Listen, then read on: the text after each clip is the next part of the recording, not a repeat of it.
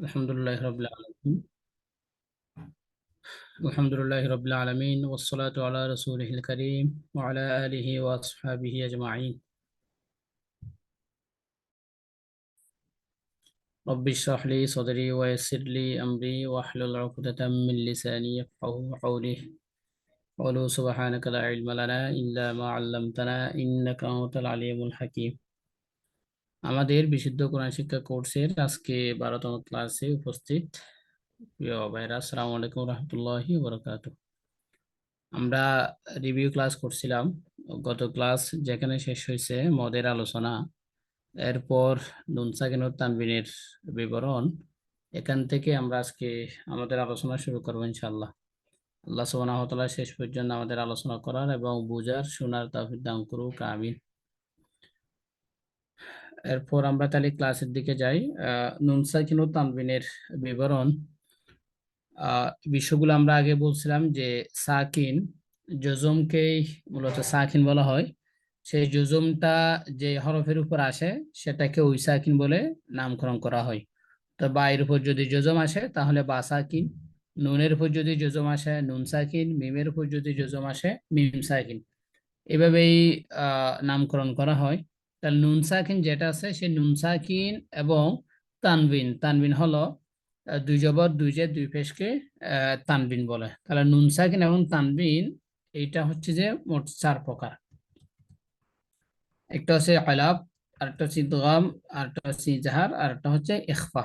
আলাপ, ইদগাম, ইজাহার, ইখফা, এগুলোর বিস্তারিত বিবরণ আমরা দেখব। প্রথম হচ্ছে যে ইকলাব। ইকলাব শব্দটি আরবি কল্প থেকে আসছে, এটা আমরা বলছিলাম আগে যে ইকলাবের অর্থ হচ্ছে যে উলট পালট করা, পরিবর্তন করা, উল্টা দিক থেকে করা। অর্থাৎ একটি হরফকে অন্য একটি হরফ দ্বারা পরিবর্তন করে পড়াকে ইকলাব বলা হয়। একটি হরফকে অন্য একটি হরফ দ্বারা পরিবর্তন করে পড়াকে ইকলাব বলা হয়। ইকলাবের একটি হরফ আছে, হরফটা হলো বা। বাটা হলো ইকলাবের হরফ। তো ইকলাবের হরফ এটা কখন উলটপালট করে কিংবা পরিবর্তন করে পড়ে, সেটা হলো নুন সাকিন বা তানবিনের পরে।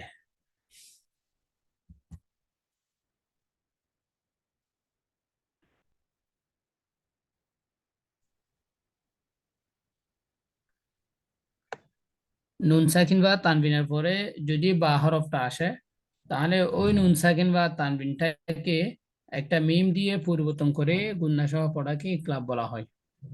আবার বলছি, যজমালা নুন অথবা দুই জবর দুই জের দুই পেশ এরকম তানবিন, নুন সাকিন অথবা তানবিনের পরে যদি বা হরফটা আসে তাহলে ওই নুন সাকিন বা তানবিনটাকে একটা মিম দিয়ে পরিবর্তন করে পড়াকে ইকলাব বলা হয়।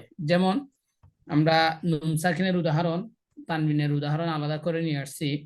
নুন সাকিনের উদাহরণ যেমন সূরা বাকারায় একটি আয়াত আসছে, الذين ينقضون الذين ينقضون عهد الله من بعد ميثاقه।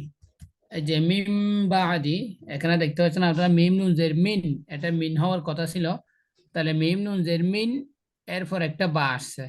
তাহলে যজমালা নুন, যজমালা নুনের পরে যখন বা আসছে তাহলে বা এটা ইকলাবের হরফ। তাহলে এখানে সে নুনকে, বা কে না, যে নুনকে, নুন অথবা তানবিন এটাকে পরিবর্তন করে পড়বে। তাহলে যে নুন সাকিন যেটা আছে সেই নুন সাকিনটাকে একটা মিম দিয়ে পরিবর্তন করে পড়াকে ইকলাব বলা হয়। নুনের উপর একটা মিম আছে আপনারা দেখতে পাচ্ছেন।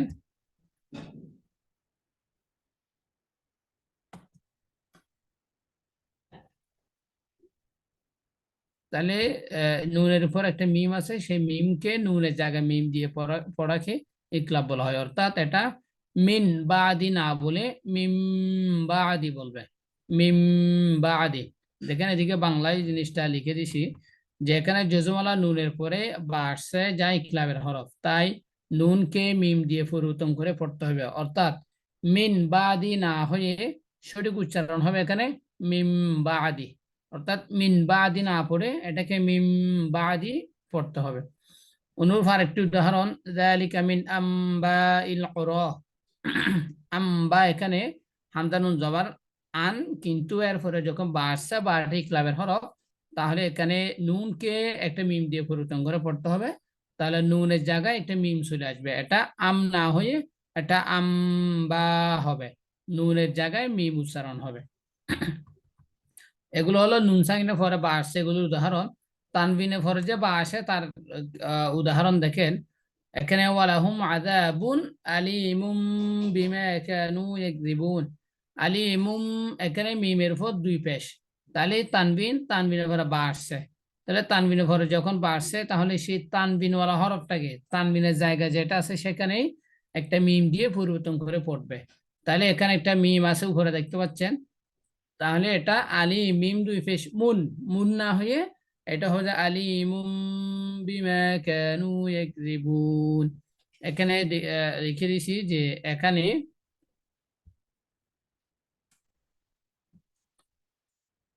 এখানে আলি ইমুনের মিমের উপর দুই পেশ তথা তানবিন হয়ে এরপর বা আসছে যা ইকরাবের হরফ, তাই তানবিনকে মিম দিয়ে পরিবর্তন করে পড়তে হবে, অর্থাৎ আলি ইমুন, আলি ইমুন না হয়ে এটা আলিমুম হবে। আলিমুন না হয়ে সঠিক উচ্চারণ হবে আলিমুম। এটা হচ্ছে ইকলাব, আশা করি আপনারা বুঝতে পারছেন। এরপর আরো আছে যেমন সুমুম বুকমুন, এখানে মিমের উপর দুই পেশ থাকার কারণে এটা মিম দুই পেশ মুন হওয়ার কথা ছিল, কিন্তু বা আসার কারণে এটা মুম হয়ে গেছে। এরপরে আল্লাহু মুহীতুম, এটাও অনুরূপ, ত দুই পেশ তুন, তুন না হয়ে এটা তুম হবে, মুহীতুম।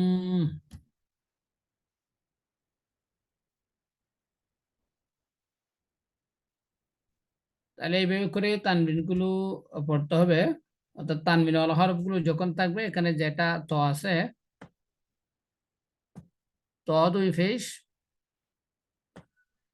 ত দুই ফেস তুন হওয়ার কথা ছিল উচ্চারণটা, কিন্তু ভাষার কারণে এটা তুন না হয়ে এটা তুম হবে। এটা হচ্ছে তানবিনের উদাহরণ, এভাবে হবে, তুন না হয়ে তুম হবে। আল্লাহু মুহীতুম বিল কাফিরিন। এটা হচ্ছে যে ক্লাব। এরপর আছে আমাদের ইদগাম। ঈদগামের পরিচয়, ঈদগাম অর্থ হলো মিলিয়ে পড়া। ঈদগাম এটা হচ্ছে দুই প্রকার, একটা হচ্ছে ঈদগামে বা গুন্না, বা গুন্না অর্থ হলো গুন্না সহ, আর একটা হলো ঈদগামে বেলা গুন্না, বেলা গুন্না অর্থ হলো গুন্না ছাড়া। অর্থাৎ একটা গুণ্য সহ মিলিয়ে পড়বে আর একটা গুন্না ছাড়া মিলিয়ে পড়বে। যেমন ঈদগামে বা গুন্না যেটা আছে সেটা ঈদগামে বা গুন্নার চারটা হরফ আছে, ইয়া মিম ওয়াও নুন। ইয়া মিম ওয়াও নুন চারটা হরফ হলো ঈদগামে বা গুন্না। যখন নুন সাকিন বা তানবিন, একটা বিষয় মনে রাখতে হবে, আমরা কিন্তু নুন সাকিন তানবিনের প্রকারভেদ পড়তেছি। যতক্ষণ ইকলাব, ইদগাম, ইজাহার, ইখফা, এই চারটা যতক্ষণ থাকবে ততক্ষণ আলোচনা হবে নুন সাকিন বা তানবিন, নুন সাকিন বা তানবিন, যেহেতু এগুলোর প্রকারভেদ। তাহলে নুন সাকিন বা তানবিনের পরে ইদগামে বা গুন্নার চারটি হরফ থেকে কোনো একটি হরফ আসলে ওই নুন সাকিন বা তানবিনকে গুন্না সহ মিলিয়ে পড়াকে ইদগামে বা গুন্না বলা হয়। ওই যে যেটা বললাম, নুন সাকিন বা তানবিনকে গুন্না সহ মিলিয়ে পড়বে, ওই পরবর্তী হরফটাকে না। যেমন এখানে চারটা হরফ ইয়ামি ও নুন, চারটা হরফে চার উদাহরণ দেখেন। ইয়ার উদাহরণ যেমন মাইয়া ফালু, তাহলে নুন সাকিনের পরে এখানে ইয়া আসছে, ইয়াটা হচ্ছে যে ঈদগামে বা গুন্না হরফ, তাহলে নুন সাকিন যজমালা নুনের পরে বা গুন্না হরফ ইয়া আসছে, তাহলে এটা হচ্ছে মাই, মাই, নুন যেটা আছে সরাসরি মান হিসেবে নুনটা উচ্চারণ হবে না, এটা ইয়াকে একসাথে মিলিয়ে পড়তে গিয়ে নুনটা চলে যাবে, মাইয়া ফালু।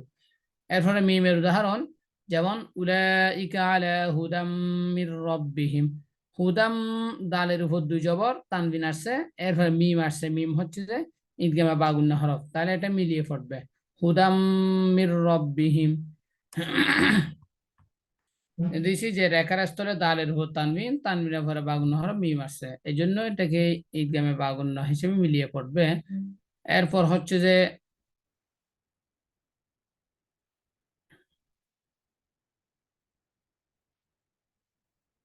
আচ্ছা, কোনো প্রশ্ন থাকলে একটু একসাথে শেষের দিকে করেন, এখানে সেট বক্স তো চেক করা একটু কঠিন। এরপর ওয়ার উদাহরণ যেমন তাব্বাত ইয়াদা আবি লাহাবিন ওয়া তাব্ব, আবি লাহাবিন, তাহলে বাতে তানবিন আসছে, তানবিনের পরে ওয়াও, ওয়াও হচ্ছে ইদগামে বা গুন্না হরফ, তাহলে এটাও মিলিয়ে পড়বে তাব্বাত ইয়াদা আবি লাহাবিন ওয়া তাব্ব। এরপর ইয়া মিম ওয়াও নুনের উদাহরণ। দেখেন, ওয়াজআলনি মিন লাদুনকা সুলতানান নাসীরা। সুলতানান, নুনের উপর দুই জবর, এরপরে নুন আসছে, নুন এটাও ইদগামে বাগুন হরফ, তাহলে এটাও মিলিয়ে পড়বে, মিলিয়ে গুণনা করে পড়বে। সুলতানান নাসীরা, এই চারটা হচ্ছে ইদগামে বাগুন হরফ। এরপরে এদিকে একটা দিলাম যে নিচের দুইটা আছে ইদগামে বাগুনের যে চারটা উদাহরণ, চারটা হরফে চারটা উদাহরণে একটা আয়াতের মধ্যে চলে আসছে। আরেকটা হচ্ছে যে যেমন ওমিনাল লাইলি ফাতাহাজ্জাদ বিহি নাফিলাতাল লাক আসা আন ইয়াবআসাকা রাব্বুকা মাকামান মাহমুদা। এর নিচে একটা টান রেখা দিয়েছি, দেখেন আন ইয়াবআসাকা, তার নুন সাকিন, নুন সাকিনের পরে ইয়া আসছে, ইয়া হলো ইদগামে বাগুন্না হরফ, তাহলে আন ইয়াবআসাকা। মাকামাম, মিমের পর তানবিন দুই জবর, তাহলে তানবিনের পরে মিম আসছে, মিম ইদগামে বাগুন হরফ, এটা মিলিয়ে পড়বে মাকামাম মাহমুদা। এরপর ওয়াকুর রব্বি আদখিলনি মুদখালা সিদকিন, সিদকিন কফের নিচে তানবিন, এরপর ওয়াও আসছে, ও হলো তানবিন ইদগামে বাগুন হরফ। ওয়াখরিজনি মুখরাজা সিদকিন, সিদকিন এটা ইদগামে বাগুন না। এরপর হলো ওয়াজআলনি মিন লাদুনকা সুলতানান নাসীরা। সুলতানান এটাও ইদগামে বাগুন হরফ, তাহলে এই দুইটা আয়াতের মধ্যে চারটা উদাহরণেই চলে আসছে। এরপর হচ্ছে যে, তবে এখানে একটা নোট দিছি আমি, যে নোটটা হলো কি, তাই নুন সাকিন ও তানবিনের পরে একই শব্দে এই চারটে হরফ যদি আসে তখন ইদগাম হবে না। আমরা এতক্ষণ বললাম নুন সাকিন এবং তানবিনের পরে ঈদগামে বাগুনা চারটি হরফের কোন একটি হরফ আসলে তার ঈদগাম হবে, মিলিয়ে পড়তে হবে। কিন্তু এখানে কথা হলো যে যদি কোরআন শরীফের এমন যে নুন সাকিন এবং তানবিনের পরে যদি ইয়া মিম ওয়াও নুন যে চারটা হরফ, সেই চারটা হরফ যদি একই শব্দের উপর আসে, চারটা হরফ যদি একই শব্দে হরফগুলো আসে, তখন ঈদগাম হবে না। এরকম পবিত্র কোরআনে 4 জায়গায় উদাহরণগুলো পাওয়া যায়। যেমন যে একই শব্দে নুন সাকিন তানবিনের পরে ঈদগামে বাগুন হরফ আসছে, শর্ত পাওয়া গেছে, এরপরও ঈদগাম হচ্ছে না, সেই এরকম উদাহরণগুলো দেখেন। যেমন সূরা বাকারা 201 নম্বর আয়াত, রব্বানা আতিনা ফিদ দুনিয়া হাসানাহ। ফিদ দুনিয়া, দেখেন দাল নুন, নুন পেশ দুন, তাহলে এটা নুন সাকিন, তাহলে নুন সাকিনের পরে ইয়াটাও ইদগামে বাগুন হরফ, ইয়া মিম ওয়াও নুন, কিন্তু একই শব্দ আসার কারণে এটা ইদগাম হচ্ছে না। এটা দুনিয়া এভাবে করে পড়া যাবে না। রব্বানা আতিনা ফিদ দুনিয়া হাসানাহ। 2 নম্বর হচ্ছে যে সূরা সফের 4 নম্বর আয়াত, বুনিয়ানুম মারসুস। বুনিয়ানুম, তাহলে বুন বানুন ফেজবুন, এখানে নুন সাকিন আসছে, নুন সাকিনের পরে ইয়া আছে, ইয়া হলে ইদগামে বাগুন হরফ, কিন্তু একই শব্দের ভিতরে একই শব্দের মধ্যে আসার কারণে এটা ইদগাম হচ্ছে না। এরপর সূরা রদের 4 নম্বর আয়াত, সিনওয়ানুন, তাহলে সিন নুন, এটা নুন সাকিন, এরপর ওয়াও, ওয়াও ইদগামে বাগুন হরফ হওয়ার পরেও একই শব্দের ভেতর আসার কারণে এটি ইদগাম হচ্ছে না। এরপর হচ্ছে সূরা নামের 99 নম্বর আয়াত, ওয়ামিনান নাখলি মিন তালইহা ইনওয়ানুন। এই যে ইনওয়ানুন, নুন নুন সাকিন, নুন সাকিন পরে ওয়াও ইদগামে বাগুন হরফ, কিন্তু সেটা ইদগামে বাগুন হচ্ছে না, কারণ একই শব্দে আসার কারণে।